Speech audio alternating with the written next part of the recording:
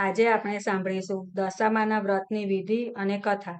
આ વ્રત અમાસના દિવસથી શરૂ થાય છે અને આ વ્રત પ્રાતઃકાળે ઉઠી પવિત્ર થઈ પૂરી શ્રદ્ધાથી આ વ્રત 10 દિવસ સુધી કરવાનું હોય છે। દશામા વ્રત શ્રાવણ માસમાં અમાસે લેવાય છે। વ્રત કરનારે પ્રાતઃકાળે ઉઠી પવિત્ર થઈ દશામાની વાર્તા સાંભળવી અને બની શકે તો 10 દિવસ સુધી નકોરડા ઉપવાસ કરવા। પહેલે દિવસે માટીની સાંઢણી બનાવી પછી તેનું પૂજન કરવું।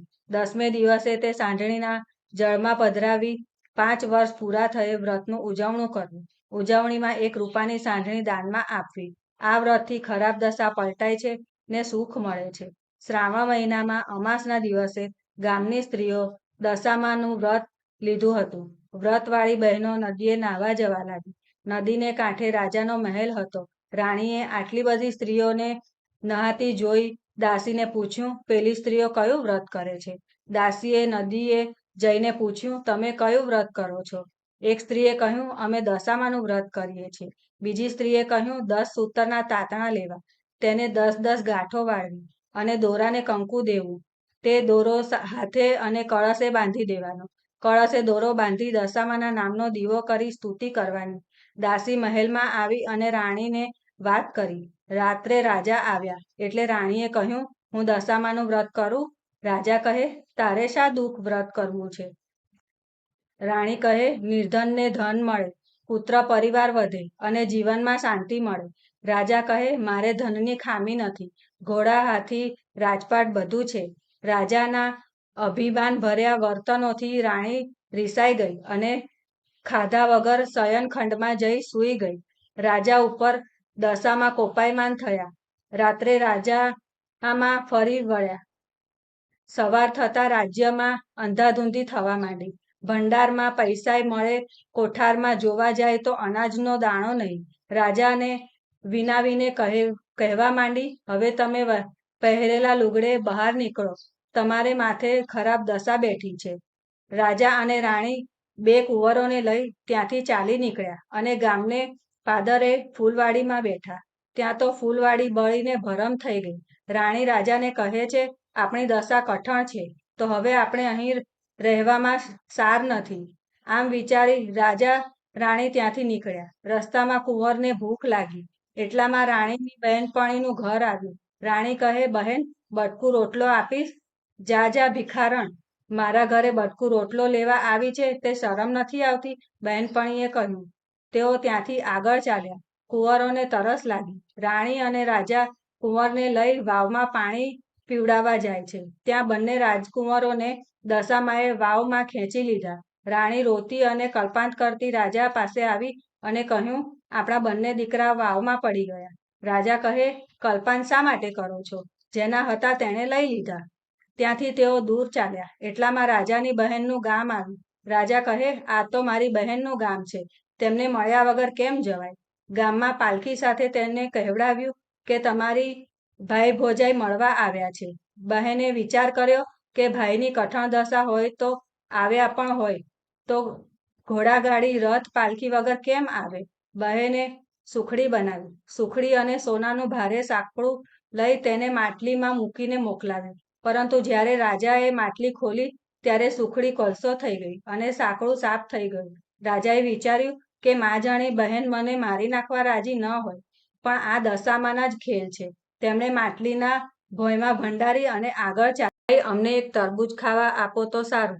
ખેડૂતે એક તરબૂચ આપ્યું, પણ સૂર્યનારાયણ અસ્ત થયા પછી ખાવું નહીં, તે નિયમ હતું। તેથી તરબૂચ ખાટલામાં મૂકી તેઓ સૂઈ ગયા। ત્યાં કોઈ રાજાનો સૈનિક આવ્યો। પાસેના બીજા ગામના રાજાનો કુંવર રીસાઈને ક્યાંક નાસી ગયો હતો। તેથી એ રાજાએ ચારે બાજુ સૈનિકોને શોધ કરવા મોકલ્યા। હવે ખાટલામાં જે તરબૂચ હતું તે એકાએક કુંવરનું માથું બની ગયું। સૈનિકો શોધતા શોધતા ખાટલા સુધી આવ્યા અને તેમાં ગુમ થયેલા કુંવરનું મસ્તક જોયું। સૈનિકોએ રાજા રાણીને અપરાધી ગણી ખૂબ જ માર માર્યો અને તેમને દોરડાથી બાંધી બળજબરીથી રાજાના મહેલે લઈ ગયા। પછી કુંવરનું મસ્તક જોઈને રાજાએ બંનેને હત્યારા ગણી કેદખાનાની કોટડીમાં પૂરી દીધા। બંનેની એવી માઠી દશા હતી કે મહેલના વાસી હવે જેલના વાસી બની ગયા હતા। આમ ને આમ શ્રાવણ મહિનાનો અમાસનો પવિત્ર દિવસ આવતા રાણીના મનમાં થયું કે પોતાના પતિએ દશામાના વ્રતની અવગણના કરી હતી, તેથી માતા રૂઠ્યા છે, માટે હું આ વખતે દશામાનું વ્રત કરું. તેણે દશામાના વ્રતની કથા શરૂ કરી. કેદખાનાનો ઉપરી ભલો અને ધર્મિષ્ઠ હતો, તેથી તેણે રાણીને ઉજવણું કરવાની સગવડ કરી આપી. વ્રતના 10 દિવસ પૂરા થતાં રાણીએ 10 મુઠ્ઠી ઘઉં મંગાવ્યા. તેને માટલીમાં નાખી માટીની સાંઢણી બનાવી. તેણે રાજાને પોતાના હાથે જમાડ્યા. રાજાએ પણ જમતા પહેલા દશામાને પ્રાર્થના કરી, ભૂલ બદલ ક્ષમા માંગી. રાણીએ આખો દિવસ સાંઢણીને પોતાની કોટડીમાં જાળવી રાખી અને સવારના 4 વાગતા નજીક આવેલી નદીએ સાંઢણી જળમાં પધરાવી. બરાબર એ જ વખતે મહેલમાં સૂતેલા રાજાને સ્વપ્ન આવ્યું. હે રાજા, તે જેમને કેદખાનામાં પૂર્યા છે એ બીજા રાજ્યના રાજા રાણી છે, અને તેમણે તારા કુંવરની હત્યા કરી નથી. તારો કુંવર તેના મોસાળે છે. તે હવે આજે સવારના પહોરમાં જ મહેલે પાછો ફરશે. માટે ભલા રાજા રાણીને કેદખાનામાંથી મુક્ત કરી તેની ક્ષમા માંગજે.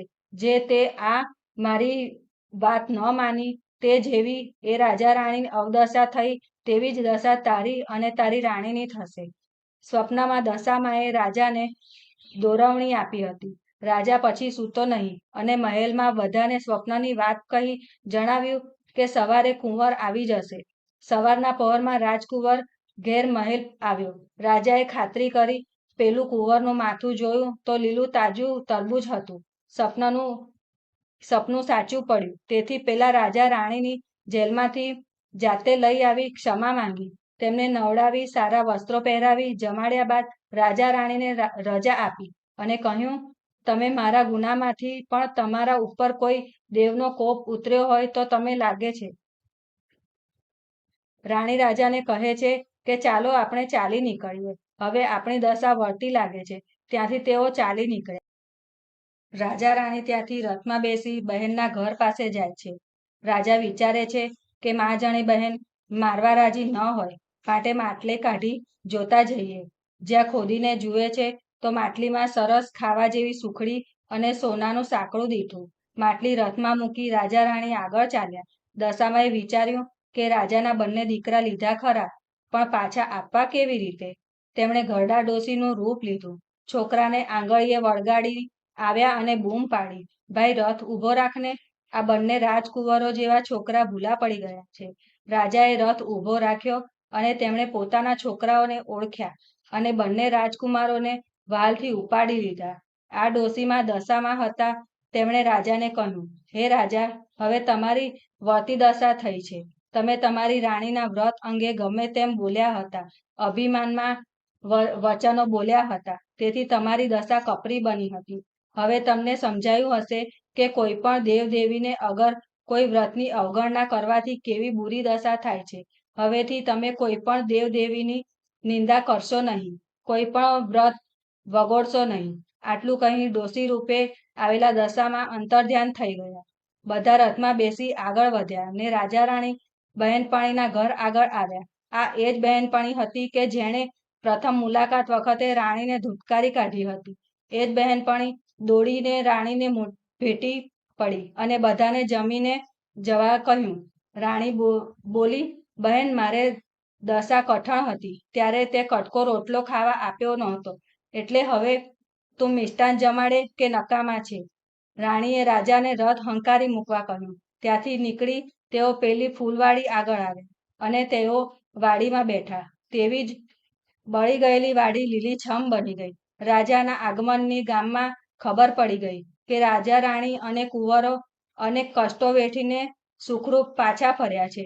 તેથી ગામમાં લોકો વાજતે ગાજતે સામા આવ્યા ને તેમનું સામૈયું કરી મહેલે લઈ આવ્યા. દશામાની પ્રસન્નતાથી રાજાનું ગયેલું સુખ સાંપડ્યું.